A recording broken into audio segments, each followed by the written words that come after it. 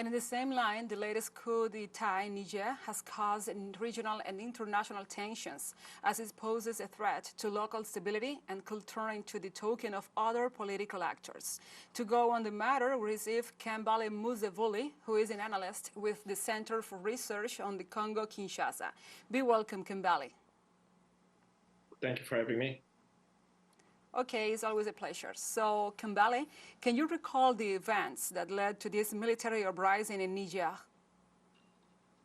Yeah, on 26th of July, there was a coup that started at 3 a.m., led by the Presidential Guard, who deposed the president then, Bazoum, who, since he's been deposed, he has refused to resign officially.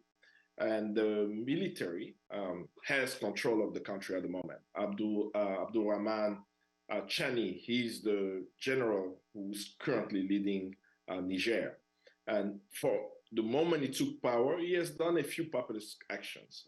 One of them is to actually rein in any of the former members of the government who are allegedly have participated in any form of corruption, to actually bring back any money that they've embezzled. So one actually has been already arrested, the Minister of Defense. Others are actually hiding in foreign embassy, Western embassies at the moment. But from the coup itself, what is clear to see on the ground is the overwhelming support of the Nigerian people to the coup. They came out this past Sunday, on July 30th, in a rally of support to the coup. And many of them actually went to the French embassy. The French embassy has been defaced, glasses have been broken. The people have expressed that they see the coup as a way of liberation of French control. So in the protest, you are seeing people saying France dégage. In the protest, you are seeing Russian flags. You are seeing people saying Viva Putin. Clearly, the people of Niger are saying we want to break our ties with the West. We want to continue to our connection with Russia in creating a multipolar world. But the situation is very rapidly changing. As you mentioned earlier in the segment, that ECOWAS, countries of ECOWAS, have given the new government, the general and the soldiers in Niger, 7 days to bring back Mohamed Bazoum, the former Nigerian president. And of course, Niger has said that any action by France or its agent in Niger will be considered as an attack on Niger, and they will actually pick up arms, and the people of Niger will pick up arms to fight any invasions of the country. Similarly, Mali and Burkina Faso, and just lately, Guinea also has shown their support to Niger. So what is really unfolding is that if ECOWAS today decide to send its soldiers to Niger, there is a huge risk of having a regional war similar to the regional war that took place in the DRC in the Congo in the late 90s, where many African nations ended up there. But for this moment in West Africa, this particular moment is very, very important. We have to understand why this is happening in West Africa. The people of West Africa, from Mali, Niger, Senegal, Burkina Faso, mostly Francophone Africa, they want to break tie with France.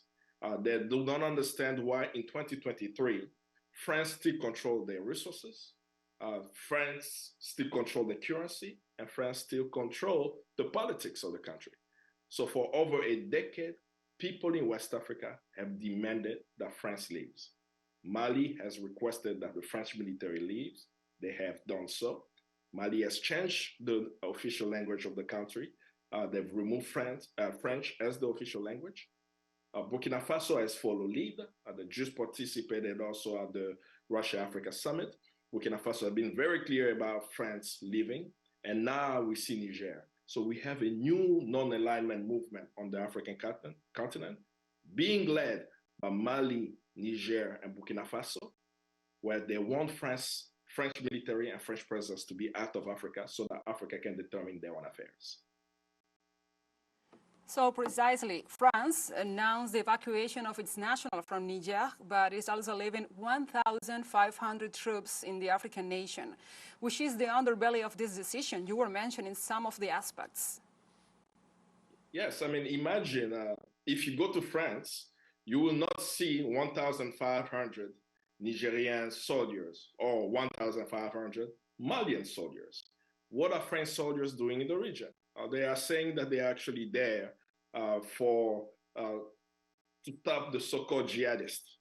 And we know that the security in the Sahel region, where right at the border, where Mali, Niger, and Burkina Faso meet, that this instability comes from the toppling of Gaddafi, a NATO action, right, to remove a president of a country and killing him, right?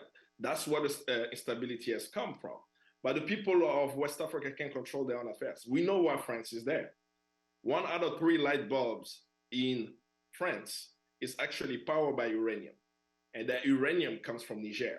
So Niger produces uranium that does not benefit the Nigerian people. Only 18% of the population in Niger benefit from the electricity, have actually access to electricity. So the uranium of Niger is ending up in France. So French interest in the Sahel region, French interest in Mali, in Burkina Faso, in Niger is mineral resources, natural resources. But the people of the region are saying, this is not the Berlin Conference anymore. We are in 2023. African people must control their land. They must control their resources. They must exploit those resources for the benefit of the masses. And you can see that in the protest. There was a coup in Niger, a military coup. The leaders have spoken. The people could have said, we're not in support of the coup. But why are thousands of people in the streets? So the people of West Africa are very clear about imperialism. They are very clear about French imperialism. And they're saying no to imperialism, and they are saying yes to a multipolar world. This is why you're seeing the Russian flag in this protest, where African people, where Nigerian people are saying that we do not want to stay connected to the West. We want to have partners who look at us with dignity, we treat us with respect, to build a new world that we want to see. So, Kambale, given the current situation, given the possible France intervention, the threats, maybe also this stance, these positions from Burkina Faso and Mali, and we know these regional contradictions, what can we expect for the future of Niger and the Nigerian people? What can we see and foresee in the future, given this political landscape and this outcome, and also what is happening in this country? We can predict that in coming months or years, that there will be more and more actions such as in Niger happening in Africa. Why is it happening? The people of Africa are being led by a comprador, an elite and this elite has no interest of the people. President Bazoum of Niger, who's been there since 2021, has not risen up to the aspirations of the people. There are so many cases of corruption. There are so many cases of sidelining of opposition leaders and so on. So the people are able to see what is unfolding in their country and in the region. So I can predict very easily that there will be other countries in West Africa who will face a similar situation, where the people themselves will rise up and say, we want leaders who represent our aspirations. And specifically for the question of the military confrontation of ECOWAS, it's quite fascinating to see that Mali, Niger, and Burkina Faso are building an alliance, including Guinea, that they are saying that if ECOWAS decides to send soldiers in Niger, they will actually make sure to protect Niger, and they will fight. This will bring an end to ECOWAS, because you have 4 African nations, members of a regional body, who do not see the legitimacy of ECOWAS anymore, who see ECOWAS as an agent of France, as an agent of Western power, dictating what has to happen in African countries without looking at why these coups are happening.